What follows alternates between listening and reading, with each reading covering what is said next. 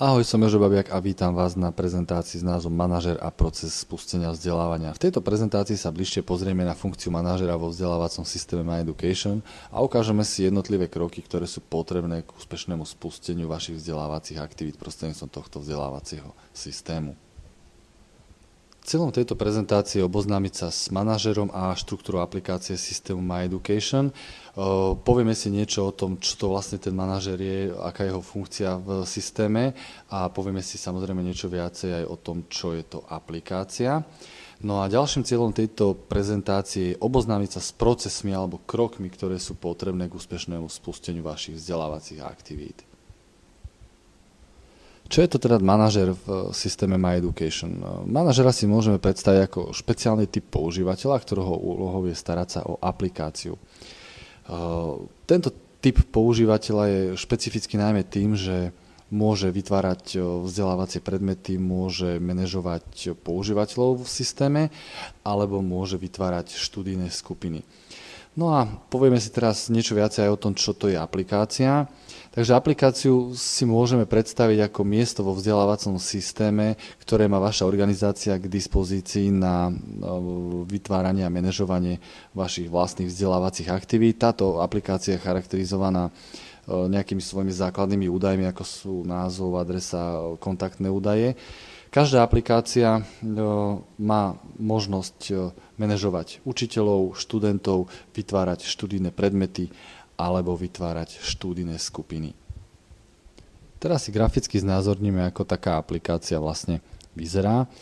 Hovorili sme si, že je to teda miesto, ktoré má vaša organizácia k dispozícii na vytváranie a manažovanie vašich vzdelávacích aktivít. Takže každá aplikácia má možnosť vytvárať študijné moduly alebo kurzy. V každej aplikácii je možnosť manažovania frekventantov. V každej aplikácii je možnosť manažovania tútorov. No a na to, aby sme úspešne spustili svoje vzdelávacie aktivity, je potrebné, aby v každej aplikácii boli vytvorené študijné skupiny. Tieto študijné skupiny môžeme charakterizovať ako prvok, ktorý spája frekventantov, moduly a tútorov. No a povieme si teraz o študijných skupinách trošku viacej. Základná charakteristika študijnej skupiny je, že študijná skupina umožňuje frekventantovi aj tútorovi prístup k modulom. Bez študijnej skupiny by sme nemohli jednotlivým frekventantom priraďovať moduly a takisto bez študijnej skupiny by sme nemohli tútorovi sprístupniť modul na tútorovanie. Študijnú skupinu si graficky môžeme znázorniť aj takto. Každá študijná skupina má svojich frekventantov, ktorí tvoria virtuálnu triedu. Každá skupina samozrejme musí mať priradené aj vzdelávacie moduly, aby títo frekventanti mali čo študovať. A k jednotlivým týmto modulom sú priraďovaní tútori, ktorí môžu tieto moduly naplňať študijným obsahom alebo ich tútorovať. Takže toto je vlastne grafické znázornenie študijnej skupiny a jednotlivých tých prvkov, z ktorých sa študijná skupina skladá. Poďme si povedať niečo viacej o úlohách, ktoré vykonáva manažer v aplikácii MyEducation. Sú to teda kroky, ktoré sú potrebné k úspešnému spusteniu vzdelávania. Ešte predtým, ako sa dostaneme k týmto krokom, poďme si niečo povedať viacej o registrácii. Registrácia je taký nultý bod, ktorý sme sem vsunuli a je veľmi dôležitá, pretože každý používateľ, ktorý chce so systémom MyEducation pracovať, je to jedno, či je to frekventant, tútor alebo manažer, skrátka musí byť každý zaregistrovaný v tomto systéme. Tá registrácia je individuálna u každého používateľa. Výhody to má v tom, že vy ako manažer nemusíte registrovať svojich používateľov a svojich frekventantov. Proste každého treba odkázať na webovú stránku education.com, kde sa samostatne zaregistruje a vám potom odovzdá už len to svoje osobné číslo, ten identifikátor MyID, ktorý každému používateľový systém náhodne prideli, no a vy potom ďalej už iba pracujete s týmito identifikátormi. Poďme teraz k tým jednotlivým krokom 1 a 6. Je to teda 6 základných krokov, ktoré je potrebné dodržať v takom porade, aké sú tu uvedené. Takže predtým, ako začnete s manažmentom aplikácie, je potrebné skontrolovať si nastavenie vlastných údajov o organizácii. Tieto údaje sú v systéme uvedené z licenčnej zmluvy. Každý, kto chce využívať systém na komerčné účely alebo v podstate aj školy, musia mať podpísanú licenčnú zmluvu. No a predtým, ako začnete pracovať so systémom, manažer je povinný skontrolovať si nastavenie vlastných údajov o organizácii.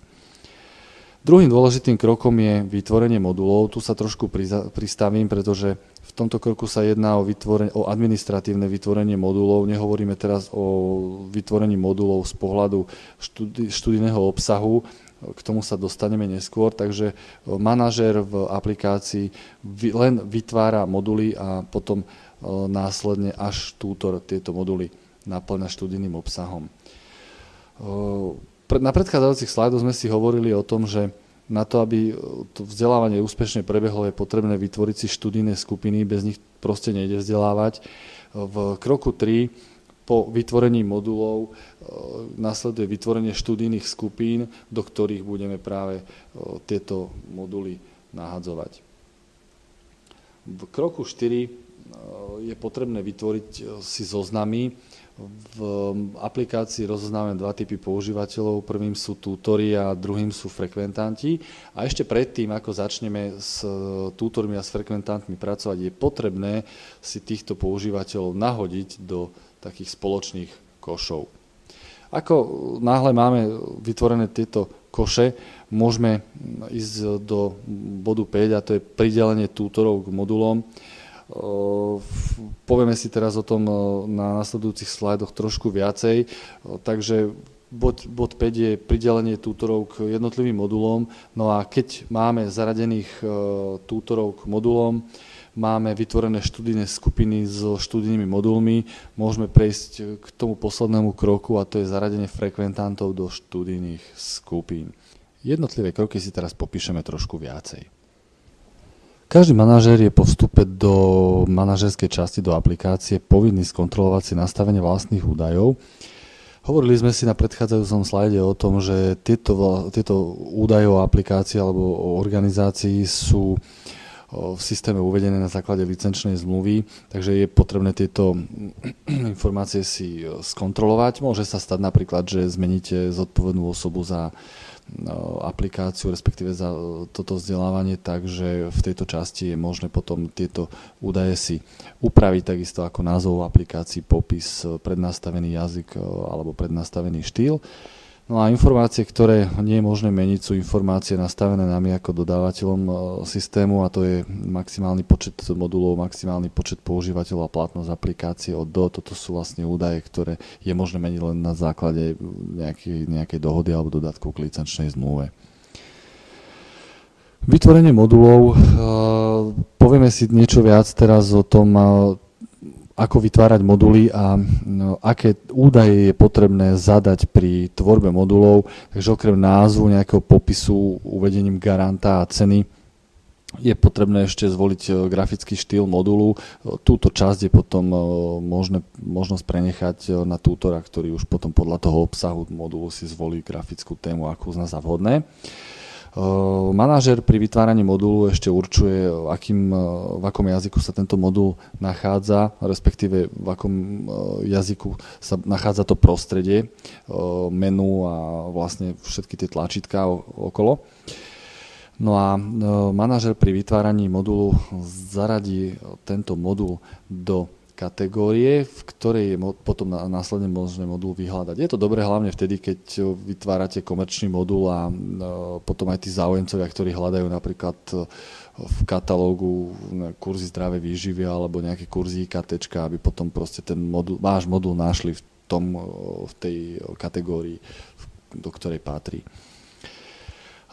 Pri vytváraní modulu je dôležité, aby ste správne určili typ modulu.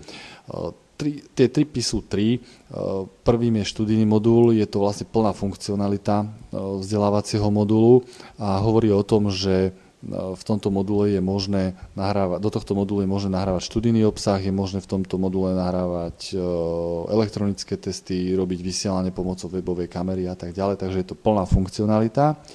Ten testovací modul je určený hlavne na moduly alebo pre moduly, v ktorých sa nachádzajú iba testy a budú slúžiť len na testovanie. V tomto type modulu sa nie je možné nahrávať študijný obsah. No a posledný typ modulu je TV a to je vlastne len vysielanie a v tomto module do tohto modulu je možné umiestňovať len videonahrávky. Ďalšia taká funkcionalita alebo nastavenie modulu pri vytváraní je nastaviť ten modul ako aktívny alebo neaktívny. Myslím si, že toto je jasné. Ďalšia funkcionalita je nastaviť modul viditeľný alebo neviditeľný v katalógu. Toto je taká veľmi zaujímavá funkcionalita, ktorú je potrebné využiť hlavne vtedy, že pri vytváraní si môžete nastaviť ten modul ako neviditeľný v katalógu a až následne, keď bude ten modul naplnený obsahom a bude sprístupnený na platby platobnými kartami, môžete tento modul potom v katalógu zviditeľniť. Platnosť modulu znamená to, že vy si môžete tento modul pri vytváraní ohraničiť, alebo platnosť tohto modulu si môžete ohraničiť nejakým dátumom.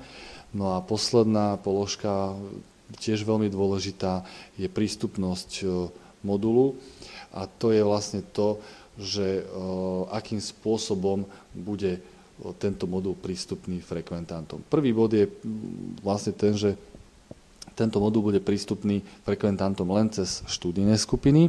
Druhý bod je prístupný pre frekventantov aplikácie. To znamená, že prístup k tomuto modulu budú mať všetci tí frekventanti, ktorých si najprv nahodíte do toho spoločného koša.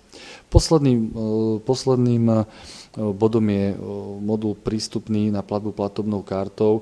Túto možnosť si vyberiete hlavne vtedy, keď budete tento váš modul chcieť ponúkať komerčne a tí záujemcovia si budú môcť tento váš modul zakúpiť platobnou kartou. Vytvorenie študijných skupín. Pri vytvorení študijnej skupiny je potrebné zadať iba názov študijnej skupiny a nejakú stručnú charakteristiku tej študijnej skupiny. A keď sme napríklad škola a vytvárame študijné skupiny, tak taká študijná skupina môže mať názov napríklad prvá A, prvá B a tak ďalej. A samozrejme, keď vytvárame študijnú skupinu, nesmieme zabudnúť do tejto študijnej skupiny priradiť predmety, ktoré tej študijnej skupine prináležia. No a keď máme toto spravené, takýchto študijných skupín si môžeme v systéme vytvoriť niekoľko. Na to, aby sme mohli pracovať v systéme s používateľmi, je potrebné vytvoriť si koše týchto používateľov. Ako som spomínal, v manažmente aplikácie rozoznávame dva typy používateľov. Prvým sú tutori a druhým sú frekventanti. No a na to, aby sme mohli s nejakými tutormi pracovať a následne ich zaraďovať k jednotlivým vzdelávacím predmetom, je potrebné najprv nahodiť týchto tutorov do spoločného koša. No a po nahodení do tohto spoločného koša môžeme následne prideliť tutora k modulu, no a tým pádom tutor získa možnosť vytvárať a upravovať študijný obsah, riadiť prístup k obsahu a testom alebo získava možnosť komunikovať s frekventantmi. To isté platí aj u frekventantov. Keď frekventantov najprv nahodíme do spoločného koša, následne môžeme s týmito frekventantmi pracovať ďalej a zaraďovať ich do študijných skupín. No a keď frekventanta zaradíme do študijnej skupiny, umožníme mu tým študovať vzdelávacie moduly, ktoré sú do tejto študijnej skupiny zaradené, robiť testy, cvičenia, komunikovať v rámci virtuálnej triedy s inými frekventantmi alebo komunikovať s tútorom. Keď máme naplnený kôš s tútormi, môžeme jednotlivých tútorov zaraďovať k modulom. Urobíme to tak, že vyhľadáme tútora v zozname tútorov, vyberieme mu modul na tútorovanie a následne ho zaradíme do študijnej skupiny, v ktorej bude ten daný modul tútorovať. Zaradenie frekventantov do študijných skupín sa robí 4 spôsobmi, na tomto slajde si ukážeme 3. Prvý spôsob je individuálne zaradenie frekventanta, robí sa to najmä vtedy, ak máte napríklad rozbehnutý už nejaký kurz a do tohto kurzu vám príde nový frekventant a chcete ho individuálne zaradiť do študijnej skupiny. Vtedy ho najprv nahodíte do koša frekventantov, následne si ho v tomto koši nájdete a v druhom bode ho zaradíte do študijnej skupiny. Ďalší spôsob, ako môžeme zaradiť frekventantov do študijnej skupiny, je hromadné zaradenie do študijnej skupiny. No a táto možnosť sa využíva najmä vtedy, keď máme väčší počet frekventantov a chceme ich hromadne zaradiť do niektorej zo skupín. Robí sa to tak, že najprv si vyberieme študijnú skupinu Zozbierame si MyIDčka frekventantov, toto sa robí mimo systém. Zvyčajne sa to robí tak, že všetci frekventanti odovzdajú svoje MyIDčka manažerovi, ten si tieto IDčka prepíše a potom ich následne pri tomto type zaradí do študijnej skupiny hromadne. No a to sa robí vlastne vložením MyIDček frekventantov do študijnej skupiny. Ďalším spôsobom, ako zaradiť frekventantov do študijnej skupiny, je zaradenie pomocou kupónu. A to sa robí tak, že vytvoríme si kupón pre vstup do študijnej skupiny. To je prvý bod a toto zaraďovanie pomocou kupónov je vlastne taký automatický spôsob, kde vytvoríme kupón, následne tento kupón rozdistribuujeme frekventantom a každý, kto použije tento kupón, získa prístup k študijným predmetom alebo modulom, ktoré sú zaradené do danej skupiny. Tu si treba však dávať veľký pozor, pretože ako náhle my rozdistribujeme takýto kupón, tak ktokoľvek mimo tej vašej skupiny, ktorej dáte tento kupón, sa k tomuto kupónu dostane, tak získa prístup do tejto skupiny. Môže sa stať napríklad aj to, že nejaký frekventant poskytne ten kupón nejakému známemu a tento kupón použije, tak tiež sa vlastne môže sám zaradiť do študijnej skupiny. Manažer má samozrejme možnosť ešte potom do tejto skupiny nazrieť a prípadne nejakých frekventantov, ktorí tento kupón použili neoprávnené, stade vyhodiť. Takže frekventant použije kupón a automaticky sa zaradí do študijnej skupiny. Poďme si to trošku zrekapitulovať. Prvý bod individuálneho zaraďovania frekventantov využívame najmä pri vytváraní a odoberaní prístupových práv jednému používateľovi alebo menšej skupine frekventantov. Druhý bod, hromadné zaraďovanie do študijnej skupiny, vlastne využijeme pri pridelení prístupových práv veľkému počtu frekventantov. Tu je ale nutné zozbierať si najprv tie MyIDčka a následne tieto MyIDčka vložiť do systému a tým pádom celú túto skupinu priradíme zaradíme do študijnej skupiny k predmetom, ktoré v tej skupine sú. No a posledný, respektíve ani nie posledný, ale predposledný spôsob zaradenia frekventantov do študijnej skupiny je zaradenie pomocou kupónov. Využitie tohto spôsobu je v prípade, ak napríklad ešte nepoznáme frekventantov, môžete napríklad tento spôsob využiť takým štýlom, že vytvoríte si nejakú demo skupinu a prístup k tejto demo skupine bude práve cez tento kupón, ktorý zverejníte na svojej webovej stránke a každý napríklad, kto použije tento kupón, sa potom zaradí do tejto demo skupiny, kde budete mať možno nejakú ukážku kurzu alebo nejaký ukážkový kurz. Kupón automaticky zaradí frekventanta do študijnej skupiny a aj do zoznamu frekventantov aplikácie. Takže každý, kto použije tento kupón, sa zaradí aj do toho koša frekventantov. No a posledný spôsob zaraďovania frekventantov som si nechal na posledný slajd. Je to spôsob zaradenia do skupiny po zaplatení platobnou kartou. Ak máte vzdelávacie moduly, ktoré máte sprístupnené pre platby kartami, stačí, že frekventant zaplatí platobnou kartou, ten mechanizmus automaticky skontroluje, či na tej karte je dostatok finančných prostriedkov a ak áno a prebehne celá tá transakcia, systém automaticky zaradí frekventanta do študijnej skupiny, ktorá je na to určená. Takže využitie tohto modelu zaradenia frekventanta do študijnej skupiny najmä pri predaji kurzov platobnými kartami. Na záver chcem ešte pripomenúť, že všetky procesy, o ktorých sme si hovorili, sú podrobne s návodom popísané v príručke pre manažéra. Ja vám ďakujem veľmi pekne za pozornosť, som rád, že ste to tých 20 minút so mnou vydržali a na záver sa chcem ešte poďakovať Peťovi Petrušovi za túto prezentáciu. Majte sa pekne.